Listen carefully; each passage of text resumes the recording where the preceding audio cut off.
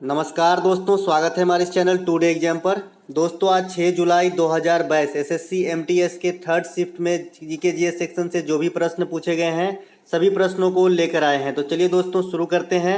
सभी प्रश्न ओरिजिनल है जो एग्जाम में पूछे गए थे, कोई भी क्वेश्चन फेक नहीं है। तो चलिए दोस्तों शुरू करते हैं। दोस्तों जैसा कि जो द्वितीय पाली में क्वेश्चन पूछा गया था, थर्ड पाली में कुछ क्वेश्चन रिपीट भी किए गए हैं जैसा कि आप पाएंगे। और थर्ड पाली में जो है करेंट सेक्शन से सिर्फ 2 ही क्वेश्चन पूछे गए हैं। तो देख लेते हैं सभी क्वेश्चन क्या क्या आया था। पहला एक क्वेश्चन आया था दोस्तों कि जनगणना 2011 के अनुसार किस राज्य का जनसंख्या सर्वाधिक है। ये बहुत ही कॉमन सी क्वेश्चन है कि भारत में सबसे अधिक जनसंख्या जो है उत्तर प्रदेश का है। तो यहाँ पे उत्तर प्रदेश ऑप्शन में दिया गया था और यही आंसर करके आना था। बात करें सबसे अधिक जनसंख्या घनत्व कहाँ पे है वर्तमान में, तो ये बिहार राज्य की जनसंख्या घनत्व जो है सबसे अधिक है। वहीं पर सबसे कम जनसंख्या घनत्व जो है अरुणाचल प्रदेश की है। तो आपको ये दोनों क्वेश्चन जो है आगामी एग्जाम के लिए जो है टॉप पे रखना है। अगर आपको आने वाले दिन में एसएससी एमटीएस का एग्जाम देना है तो हो सकता है कि वहाँ पे पूछ दिया जाए।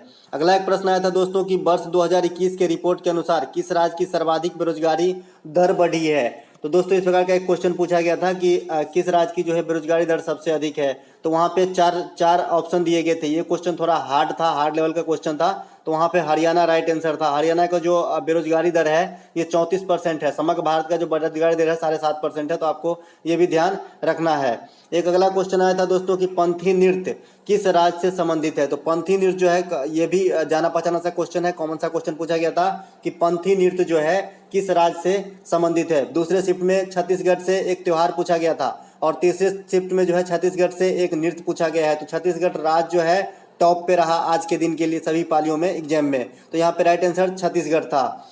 एक क्वेश्चन आया था दोस्तों कि धातु सबसे अधिक क्रियाशील है। दोस्तों पिछले शिफ्ट में जो क्वेश्चन आया था कि सबसे अधिक त्रिज्या किसकी बड़ी होती है, उसमें वहाँ पे 4 जो है तत्व का नाम दिया गया था। यहाँ पे पूछा गया था कि धातु सबसे अधिक क्रियाशील है।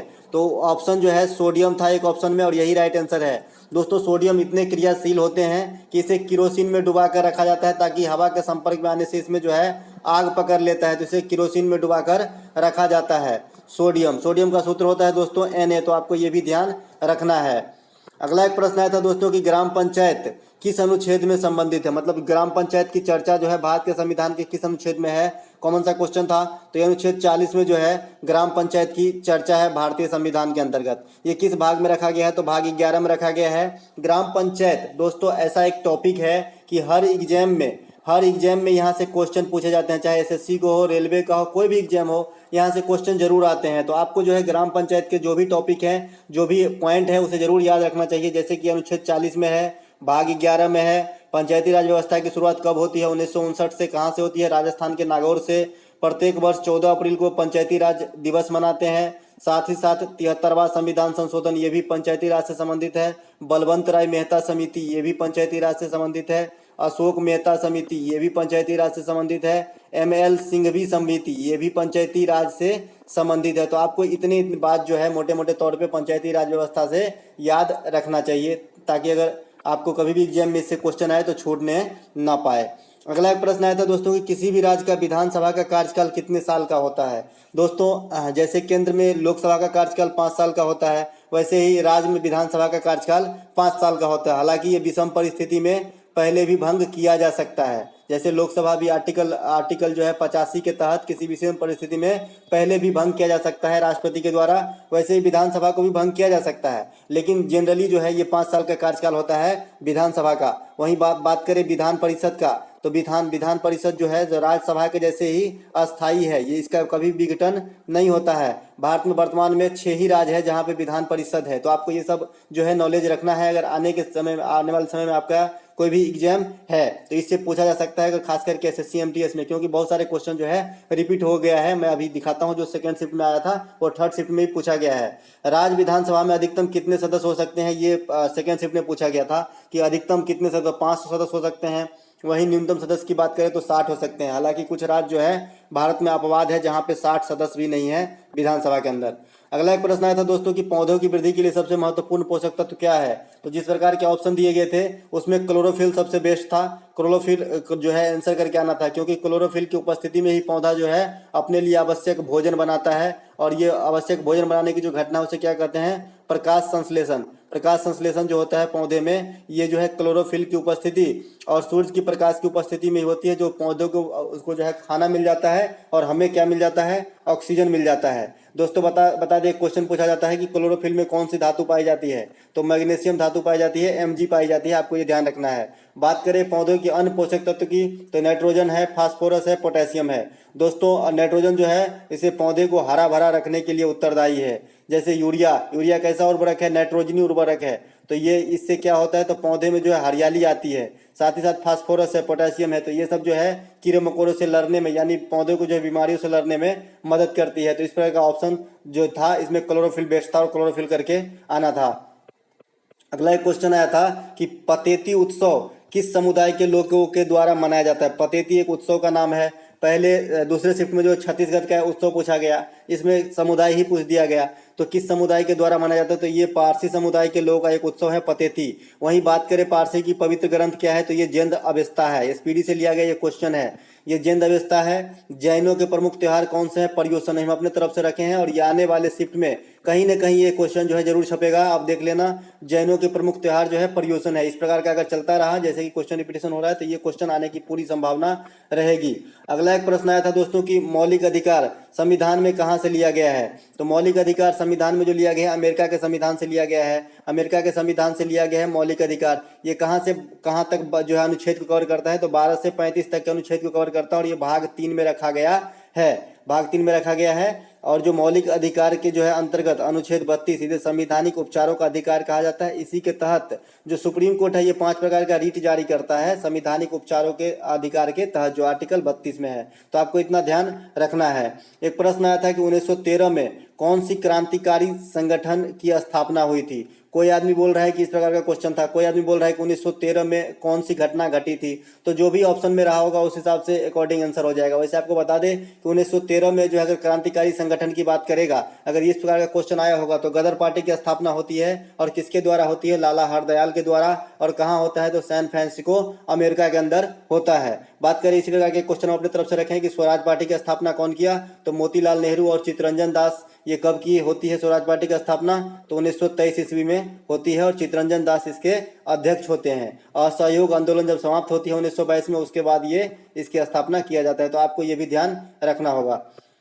एक प्रश्न आया था कि निम्नलिखित में से कौन सा एक औरंगजेब के द्वारा नहीं बनाया गया है। वहां पे 4 मुगल कालीन बिल्डिंग का नाम दिया गया था। हमारे पास ऑप्शन नहीं प्राप्त हुए हैं, इसीलिए आपको ऑप्शन के जो है अकॉर्डिंग ये क्वेश्चन करके आना था। एक प्रश्न आया था दोस्तों कि ये मेरे वतन के लोगों गीत के लेखक कौन है। ये तो काफी कॉमन क्वेश्चन है, और एसपीडी का शुरुआती अंश का ही ये क्वेश्चन है कि ये मेरे वतन के लोगों के गीत के लेखक कौन है। रिपीट किया हुआ है, रेलवे का क्वेश्चन है ये। तो ये है कवि प्रदीप। कवि प्रदीप जो लिखे हैं ये मेरे वतन के लोगों। भारत और श्रीलंका के बीच कौन सा सेतु स्थित है, इस प्रकार का क्वेश्चन आया था। तो एडम ब्रिज जो है ये भारत और श्रीलंका के बीच स्थित एक सेतु है, इसे राम ब्रिज भी कहा जाता है। वहां पे जो है ये नहीं आया था कि जल डमरू मद कौन सा है, तो पाक जल डमरू मद हो जाता, लेकिन जल डमरू मद नहीं पूछा गया था, सेतु पूछा गया था।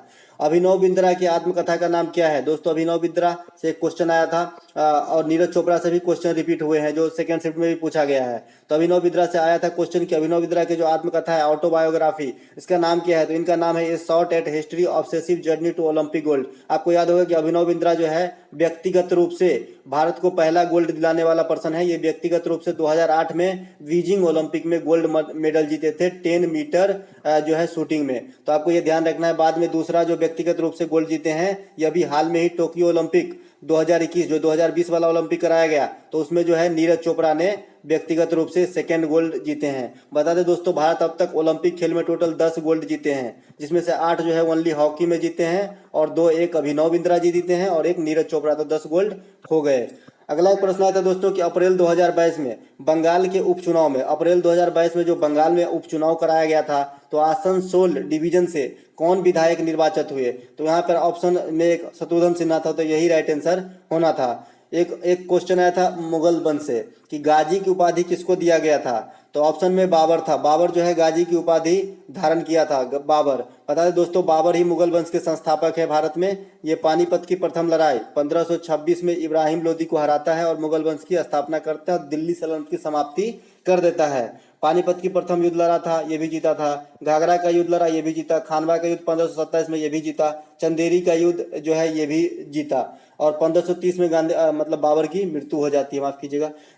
एक प्रश्न आया था दोस्तों कि निशा गांधी, निसगंधी है एक्चुअली, निसगंधी जो है नृत्य उत्सव किस राज्य से संबंधित है? तो दोस्तों ये केरल राज्य से संबंधित है नृत्य उत्सव। सेकेंड पाली में छत्तीसगढ़ के नृत्य उत्सव पूछा गया और थर्ड पाली में केरल के नृत्य उत्सव पूछा गया। बात करें दोस्तों केरल के प्रमुख नृत्य और कौन से हैं, तो कथकली है और मारमोकली है। मारमोकली भी केरल के प्रमुख नृत्य हैं और ये एसएससी का टॉप क्वेश्चन है, सीजीएल में आया हुआ क्वेश्चन है, तो आपको ये ध्यान रखना है। अगला एक प्रश्न आया था दोस्तों कि टोक्यो ओलंपिक में गोल्ड मेडल किसको मिला था? पहले शिफ्ट में प्रश्न आया था कि टोक्यो ओलंपिक में नीरज चोपड़ा किस खेल में गोल्ड मेडल जीते थे, और थर्ड शिफ्ट में आया कि गोल्ड मेडल किसको मिला था? तो ये मिला था दोस्तों नीरज चोपड़ा को। किस खेल के अंदर? जेवलिन थ्रो, भाला फेंक के अंदर। टोक्यो ओलंपिक में कुल कितने पदक भारत जीते थे? तो 7 पदक जीते थे। 1 2 का 4, 1 जीते थे गोल्ड, 2 रजत और 4 जो है ब्रॉन्ज जीते थे। तो टोटल 7 पदक जीते थे, जो अब तक की भारत के लिए सबसे अच्छा ओलंपिक यात्रा है। तो चलिए दोस्तों इस वीडियो में इतना ही, मिलते हैं कल सवेरे फिर एनालिसिस का वीडियो लेके। अगर आपको अच्छा लगा हो तो लाइक कर लीजिएगा, साथ ही साथ अगर चैनल पे पहली बार विजिट कर रहे हो तो सब्सक्राइब करके बेल बटन बता लीजिएगा। दोस्तों हमारे इस चैनल पे रेलवे, एसएससी इत्यादि का सटीक जीके जीएस की तैयारी कराई जाती है। जैसा कि आप प्रैक्टिस सेट का भी वीडियो देख लीजिए, चाहे आप टॉपिक वाइज वीडियो देख लीजिए, तो आपको पता चल जाएगा। तो चलिए दोस्तों मिलते हैं कल।